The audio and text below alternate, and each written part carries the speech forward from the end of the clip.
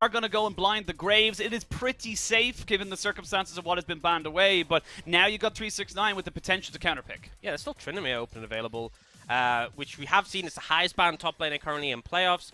I'm not sure if he's going to go towards it. He just ends up taking the Jace, so something that has those neutrals and still accruing gold leads in the lane, so they get level 6. Simply because of the amount of pressure come down. And now, level 6 from Volibear, so easy to dive here. Yeah, you can't stay here. You have to walk away. The Spirit rushes over the wall. They're going to try and burn as many summoners as they possibly can. And there's nowhere for you to go. 2 birds, 1 stone. This is a level 4 hope and missing going in to try and contest this one, trying to help out their team as much as they possibly can. Way, though, with no ult is a little... For a lot of time, Gala hasn't really been doing anything. He went mid, picked up some CS there, but now he's heading towards bot, and that tower is still fairly healthy in the bot lane.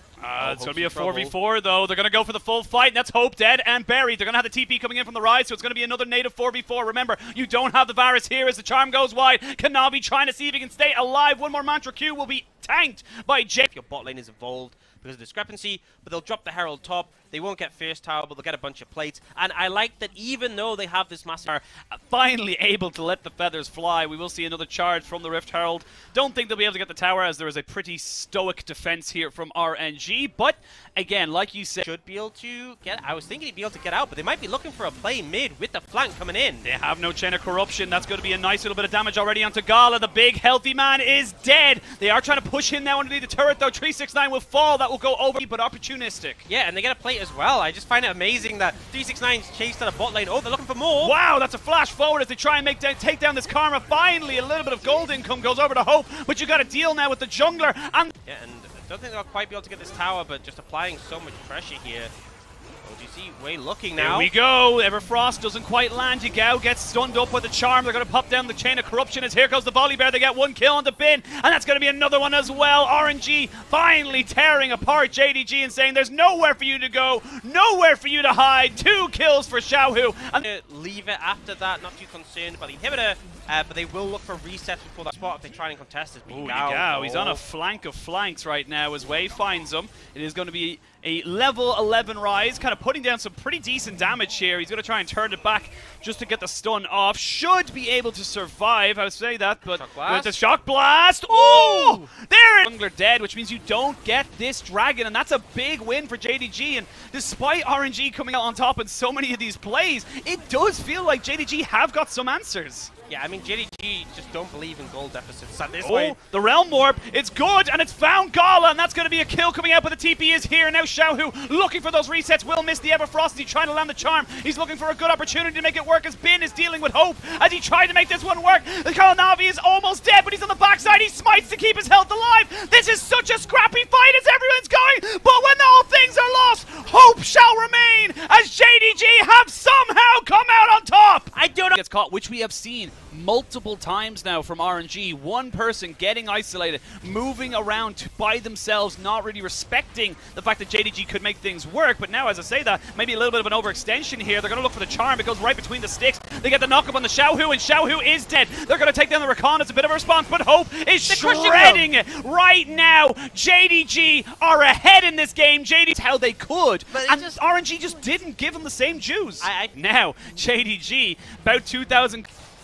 just deliver in such a fantastic way, but they will secure a little bit of an engage. Kind of difficult right now to try and stop this push. You got the like with the Jace should be able to burn down this tower. RNG, the arch you have with the Ahri is your damage is just not as significant. We have 45 seconds till that dragon, right? And we just saw in that last fight, Gala ended up burning Flash. 369 in a bit of trouble. He's in a lot of trouble here. They're going to flash in on top of him and try and catch him out. He execute damage with the smite. But this is where JDG's solid game could go out of control. Here we go, TP coming in, but RNG are prepared. They know it's going to happen. They're going to immediately go in, so Yagao has to flash as soon as he arrives. But Gala's already dead. The Everfrost stops Xiaohu from moving as he gets his Spirit Rush to try and catch out Kanavi, who's a little bit isolated from the rest of the team. But it's still a 4v4. They're trying to burst down this Lee Sin. There are the feathers going flying, and Hope turns it back. No jungler shall survive. And TP in. And they're actually going to look for the Baron now. Oh, damage. Xiaohu went down to about half HP. Baron down to about a third of its own. As we see now, there's the Realm Warp coming in. They're going to try and just kind of dissuade them. It's going to be on Ming, but he can't get in position in time. They are going to try and tanky. He's such a big, beefy man that you are just intimidated, and you have to walk away, because that will happen. Karma is popped, and there's no soul point, and RNG are thoroughly on the ropes. Just really excellent player, and that's the thing, is you can play around these Lacquer Summoners on these immobile picks, gets a Sonic Wave, they kick in as well, an easy follow-up for the rest of the team, and yes, Kanavi does end up dying, but he buys so much time with the stopwatch, and then the what's it called? Gordrinker as well. He buys so much time in this play for his team. So you have the Varus. Yes, the Varus is decent poke, but oh, very to the board. They are going to use the Realm Warp, bring some minions towards this top side, and there's some good poke coming down from Gala, but the ult comes in, but no charm connecting from Xiaohu, and now that's a big tool not available. JDG feels so confident. They feel so confident. Wade just... Yeah, I mean, they can just keep applying the pressure. People are having to reset from RNG. There's a super minion. They are pushing down. Out. He's so confident on this pick. Yeah, Xiaohu might be trying to maybe think of a name change right now with these. Oh, as I say that, if they get the soul, it's going to be even harder for RNG, so they're fishing to try and contest this one. Here we go. 4,000 HP onto the Dragon. Wei has to go in with the ultimate. They're going to try and burst it out, and it's taken by the Varus. It only gives you a little bit of a respite, nothing more. Here we go. Kanavi gets the kickback, but maybe he gives his life. No, he had the GA, so he's totally fine with that one. And Hope is aggressive. Hope knows how powerful he is. He said, you bully me in the early game. Now it's my time to shine. Double TP coming in. They're going straight for the end, and RNG, Gala's in trouble. Gala is in a lot of trouble, but he's got a lot of damage. That's big damage here from RNG, but they've got a lot of minions to deal with. Oh, Gala's looking for the poke here. He's got a little bit of it, but it's going to be so difficult. They're going to be able to take down the Nexus turret number 2. There's a great charm coming out as well, and that's going to be game 1. JDG! For casters to say, take away the nameplates, and that doesn't look like RNG to me. That didn't look like a stereotypical RNG game. And something I'll say as well is, you know, we talked at this other day about how RNG like to invest resources into Gala.